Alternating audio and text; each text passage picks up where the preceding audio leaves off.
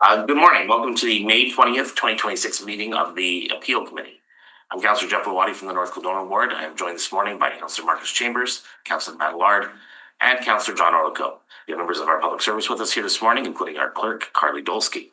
At this time, I would like to acknowledge that we are in Treaty 1 territory, the home and traditional lands of the Anishinaabe, Innu, and Dakota peoples, and in the national homeland of the Red River Nation.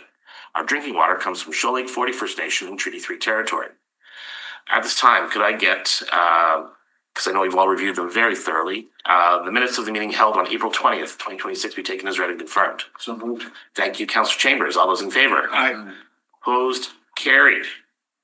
Okay, we've got one item on the agenda this morning. We'll have the clerk introduce the process and the item. Thank you, Mr. Chair. In accordance with the City of Winnipeg Charter and the Development Procedures Bylaw, the process the committee will follow is the appellant will be heard first, followed by those in support of the appeal. Next, those registered in opposition are heard, followed by those registered for information. Finally, the appellant may return to speak in rebuttal to comments made. However, no new information is permitted at that time. Please note that when your name is called, it is your opportunity to speak. However, you are not obligated to do so. For a more in-depth overview of the public hearing process and other information pertaining to what happens before, during, and after a public hearing, please consult the City Clerk's Department website. Please note that all public hearings are recorded and will become part of the public record. Should you have any questions after the hearings have concluded, please contact the City Clerk's Department. Item number 1 is an appeal against the decision of the Director of Planning, Property and Development to reject a variance for 47 Arlington Street under file DAV 125677/2026B. Members of committee, please note communications were received in support of the appeal, which have been distributed to all members of the committee. We have no one joining us over Zoom today, so we can go right to a overview from our planner. Good morning. Morning. The subject property is located on the east side of Arlington Street, south of Wosley Avenue, in the Wosley neighborhood of Daniel McIntyre Ward. The subject site is 3,313 square feet in area. The site is currently occupied by a one-story, 1,280 square foot building built in 1922 and currently used as a private residence. The subject site is accessed by a paved back lane. The applicant intends to build a second-story addition on top of the existing single-story building. The variance for decreased north and south side yards of 1 foot each is not supported by urban planning, as the requirement is 4 feet. The decreased side yards create a substantial adverse effect and is not consistent with the existing dwellings in the vicinity. The decreased side yard setbacks are also not the minimum modification of the zoning bylaw. For these reasons, the Urban Planning and Design Division recommends rejection of the proposed decreased side yard setbacks. This concludes my summary. However, I'd be happy to answer any questions. Just looking at street view here. It's obviously very small space between them. What's the backstory? How did that get built in the first place? It was constructed in 1922 before zoning bylaws were in effect.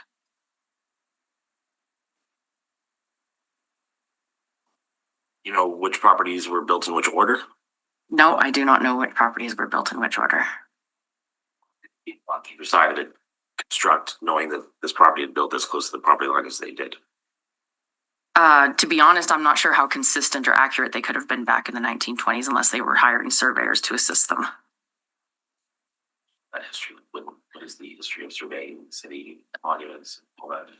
It wasn't often used. It was usually used back then just for large subdivisions and plots, and then you were to, do your best diligence. I can see the property to the north was constructed in 46, and the property to the south was constructed in 1912.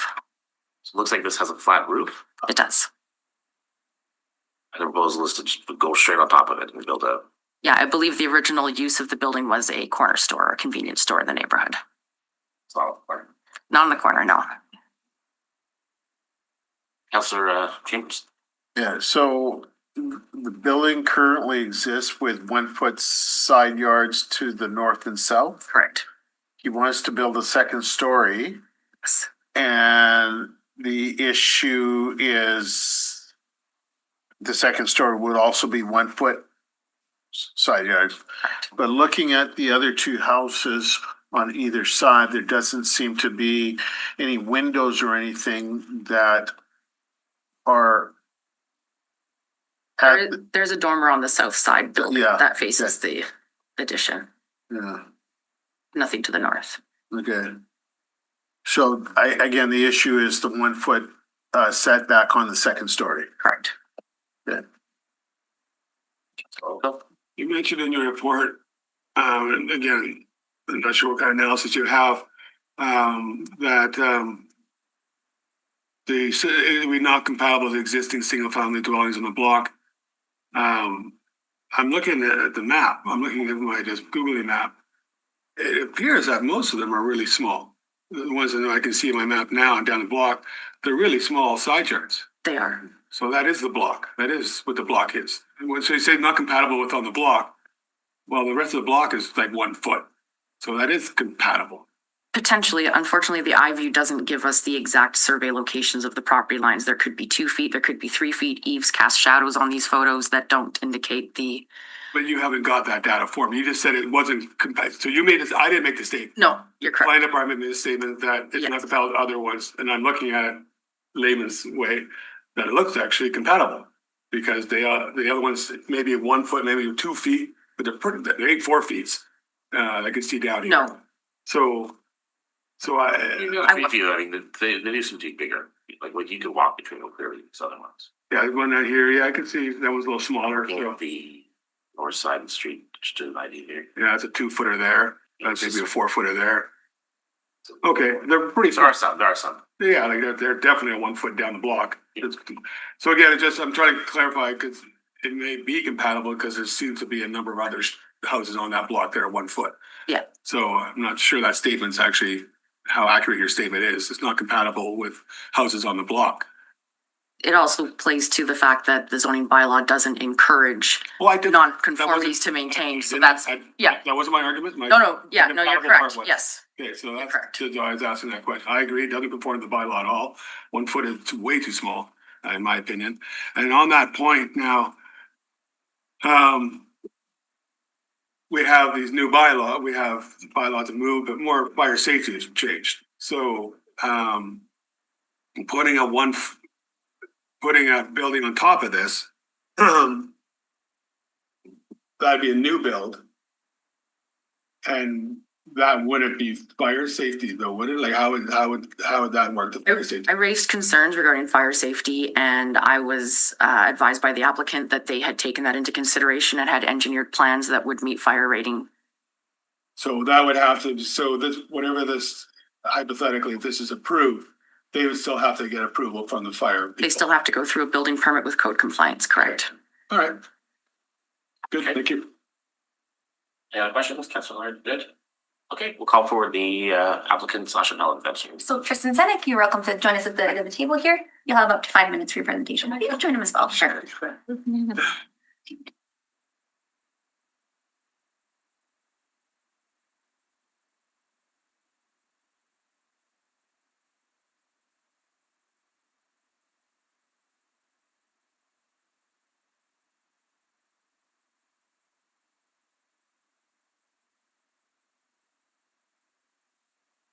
Awesome. Just to share.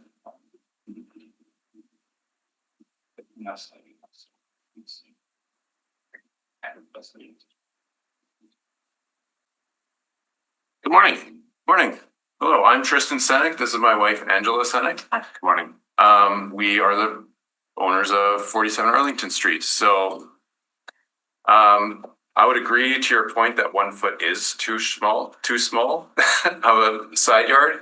But unfortunately, the building that exists is already 1 foot. So we're just kind of continuing straight up and we're not going to increase or decrease. So unfortunately, it doesn't change if you can walk between the buildings, whether we build right on top or if we inset it or whatnot. So let's go start slideshow.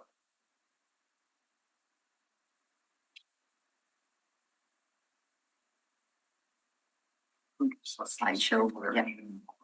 Right at the bottom. Oh, I'm beginning. This where you're looking to. Oh, there we go. So this is the picture of the front of the house. So yeah, as it was mentioned, it used to be a store and that's why it was built so close to the property lines. So the current building is a cinder block building, so it's all brick. And yeah, this is another picture I just took the other day. You can see there is a window on the south side. It's a dormer. It goes into their stairwell. And it's not even accessible. Like it's pretty high up and half of it's actually boarded up. And she has curtains drawn. She's left those curtains drawn for like 17 years, she said. But I have talked to the neighbors before we ever started getting our drawings to make sure that they were okay with us building a second story, and they were like, oh yeah, no problem. I've gone down the block. I believe it's in your attachments. There's a signed, a bunch of the neighbors signed in support. Everyone who was home that I could get a hold of those couple evenings I went out was in full support of our project. Most of them think it will actually fit the block better if it has a second story, because you can see from this picture, our current house is a 1-story flat roof, and all the other houses on the block are 2-story houses. The block on Home Street and the one on the other side, they're also all 2-story houses. So we feel like it will actually fit the aesthetic of the neighborhood a little bit better. Like I said, 1 foot is a little bit small, but building up isn't going to change any of the side access, unfortunately. And the building is currently worth too much to rip down. So whether or not we build, we're still not going to tear it down and change the existing. So this is what you saw. It's actually 6 inches currently, I think, to the side yard, the existing building, and ours is going to be 1 foot just because of the way the walls are so thick. So we're going to build inset just a little bit. So it will be 1 foot on the upper part. This is the rendering of what our proposal is going to be. So it's going to be only 6, so it's existing 6 inches on the side and goes up to 1 foot. So you can see we step in, but that's just because the walls are so thick. Like I said, they're cinder blocks. So the way that we want to construct it, then you got to put electrical and stuff down. So we're just insetting them as far as we can. So, and the roof goes front to back and it doesn't have any overhangs. So we're not getting any closer than anything existing is. And for fire rating, we are planning to do fire rated sheeting and then fire rated siding. So there'll be 2 layers of fireproofing on the sides also. And because the main level is all cinder block, it's already fire rated. So, but yeah, we'll deal with the building committee to make sure that's all good. The reason we want to build is because we really love our community and our neighborhood, and we want to stay there. So we've been looking for a house in Wolseley that kind of fits our growing families' needs, because our kids are 8 and 10 and they're gonna soon want their own room instead of sharing a 2-bedroom with us. So we've been looking for a few years and we haven't found anything. We've bid on a few, we haven't won those bids. So we thought, well, why don't we just invest in our house and see if we can make it fit our family's needs. We really like the community. We are involved in the community center, in the school. Our kids walk to school. Angela can walk to work from our place. I can bike in summer, so it's centrally located. We just love Wolseley.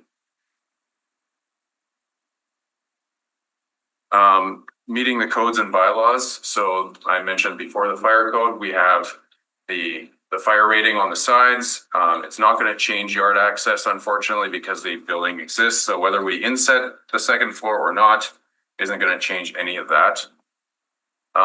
I mentioned earlier, the aesthetics, I think it will fit the neighborhood better with building straight up, and it improves density because it makes a 2-bedroom house into a 4-bedroom house. So this is what it would look like if you conformed and you brought the top story in. So we'll look, I think it looks pretty funny. It steps in quite a bit. And the other problems is, so structurally, this is where your load would go. So we'd have to lose our windows in the front to restructure the front walls if we did build it conforming. So you'd reduce your windows and you have to put a beam on the bottom and probably tear off the front wall. How much time do you need? I think this is the last slide. I think my last 1 minute? Should like 1 minute maybe. Move 1 minute. All those in favor? Aye. Most carried. I will try to go quick here. Take your time. So yeah, you probably have to move the front wall just to restructure it all to load the load across the whole front of the house as well. So that's why we want to just go straight on top of the existing outside walls. That is much simpler and yeah. And then in conclusion, the house is worth $650,000 approximately. So we're not going to tear it down either way. So it's not going to change side yard access. It's not going to change how close it is to the existing houses, unfortunately. So we'd like to build straight up and to make our house more of a family home and stay in our community. Okay, Councillor Chambers. Yeah, thank you for your presentation this morning, and I truly understand your desire to stay within your community. So you kind of touched on the fire aspect of it, and of course, you know, if the homes on either side of you catch on fire, the concern would be, I guess, because of the proximity, the 1 foot, if not even shorter, side yards between the two houses is an issue. The other issue is, you know, snow melt, or rain, and runoff from your roof. How is that gonna impact the neighbors on either side of you? First of all, fire. So the neighbor's 2 feet in and then we're another foot. So there's 3 feet between the buildings. But yeah, that's why we have double layer of fire rating. So it's each layer is rated for, I think it's 45 minutes. I'm not perfect on that. So it would be about a 2-hour fire rating. So that should give lots of time to stop that. As far as runoff goes, that's why we have the roof sloped front to back. So we have all the runoff and snow, rain, all goes to the front and back of the house instead of to the sides, because we do realize it is too close and we don't want it running off onto the neighbors' houses or anything. So that's how we'll address that, and then it will run off to the streets. And there's no windows at the side of your buildings? We proposed a few non-opening windows in ours, as long as they can meet the fire code. We just want them for lights, so picture windows. If we can't get those, we'll probably go with skylights, but we have no built windows on our sides of our building.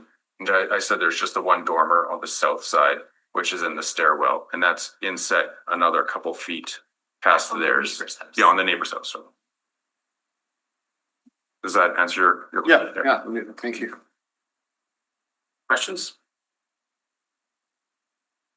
You're none? Okay, if you guys want to just step aside for a moment, we can have a conversation with the planner. You can come back and respond to anything that's been discussed, but you want new information at a time, but if there's anything we just not right or needs further comment, you're welcome to do so after we've had our conversation with the planner. I'll double check at this time. There's nobody, I guess nobody else in the room, so, okay. No one else is registered in support, or for in opposition or for information. Nobody's registered even. No one is even And registered. somebody present, okay. For the record, there's nobody in the room. Okay, So, questions of the planner at this? any questions for the planner at this time? So the major concern is the 1 foot side yards on either side. Correct. And what is the reasoning, for that decision? The main reason is that the degree of the request of the variance is not consistent with what is supportable. They could have had a 3-foot side yard on a tolerance. They could have had I would have supported a 2-foot side yard on a B type, on this type of variance, but not a 1 foot. So it's not consistent with the precedent set with the support that I provide. And the issues that could prevail in having a 1 foot side yard? Just the fire rating was the major one. And the allowing a nonconformity to be built upon, like increased. So to confirm, you would have allowed a second story to be added with the side yard, even though it doesn't improve access to the backyard in any way, shape, or form. Correct. Okay. Yeah. I'm ready to move a motion. Any other questions? Nope. Does the applicant want to come back and respond to what we just discussed with the planner? You do have to come back to the table just because it's recorded digitally and everything. If you don't, that's also fine. Okay. You understand the situation. Yeah, I think so. Councilor Allen, did you want to go? Yeah, for my colleague's sake, I think I'm planning on moving for approval. So 1 yard? of the appeal. Or me? Support the Yeah, appeal. okay. Yeah. Yeah, that's fine. Okay, so I move that the report of the Winnipeg Public Service be taken as read. All's in favor? Aye. Opposed, carried. I move that receipt of public representation be concluded. All's in favor? Aye. Opposed, carried. I move that in accordance with subsection 247(3) of the City of Winnipeg, the variance is consistent with Plan Winnipeg and any applicable secondary plan does not create substantial adverse effect on the amenities, use, safety, and convenience of the adjoining property and adjacent area, including an area separated from the property by a street or waterway, is the minimum modification of a zoning bylaw required to relieve the injurious effects of the zoning bylaw on the applicant's property and is compatible with the area in which the property to be affected is situated. Supporting reasons, I think, just to Councillor Orliko's points, if you look at the other houses, I think it is, I think the structure is consistent with the immediate area, and probably even more so consistent, at least visually speaking, when the addition is constructed. So I think it looks good where it's being proposed. So those were the supporting reasons. Okay, motions are heard. I'll just add to the record that I will also be in support of Councillor Allard's motion this morning. I think it's worthwhile to point out that anybody who's moved into the neighboring properties would have known of this existing condition of the basically zero side yard and inability to access the rear of the properties between the homes. That existed prior to anybody who's moved into either side. I don't think that adding the second story addition is a negative adverse effect to the neighboring properties or their enjoyment of their properties. As a result, I'll be supporting Councillor Allard. Again, I would not let this start from scratch to build this way, but I will support it here tonight. Councillor Chambers.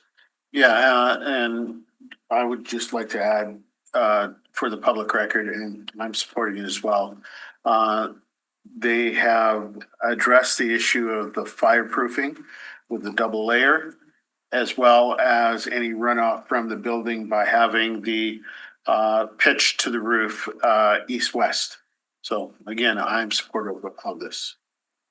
And if everybody else is doing it, and furthermore, to do this, they pointed out what I didn't know beforehand, by bringing the roof second floor in, the structural issues that'll pop up are pretty severe. So for that reason, I see why that wasn't an option. So I'll be supporting the appeal as well.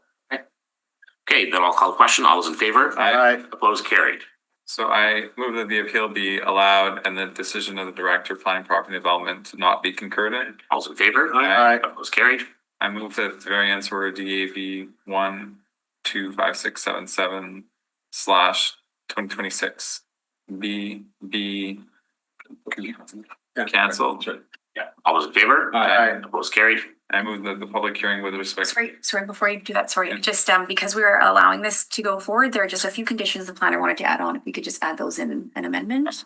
I can read them for the record if you'd like. Sure, if you can read them, please.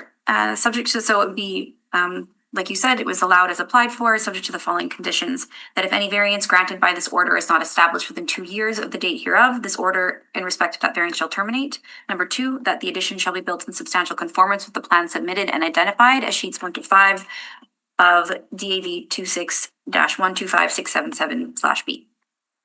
Okay, fair enough. Okay, that is moved as read by the clerk. Okay. All those in favor? Aye. Opposed? Carried. And I move that the public hearing with respect to this appeal be concluded. All those in favor? Aye. Opposed? Carried. Move to adjourn. Thank you, Councillor Orlico. All those in favor? Aye. Opposed? Carried. I just want to put maybe, I know the meeting's closed now, but apologies to you guys for not having quorum a couple weeks ago. No. Life happens sometimes. Yes, So exactly. appreciate your patience. Appreciate that we got notice, Yes. so we didn't show up. Okay. Good. Fair. Fair. Try to. Yeah. Yeah. All of you. That, nothing pisses me off more than that too. Like, oh, that's That great. would not have been very. support. Yes. This means a lot to our family, so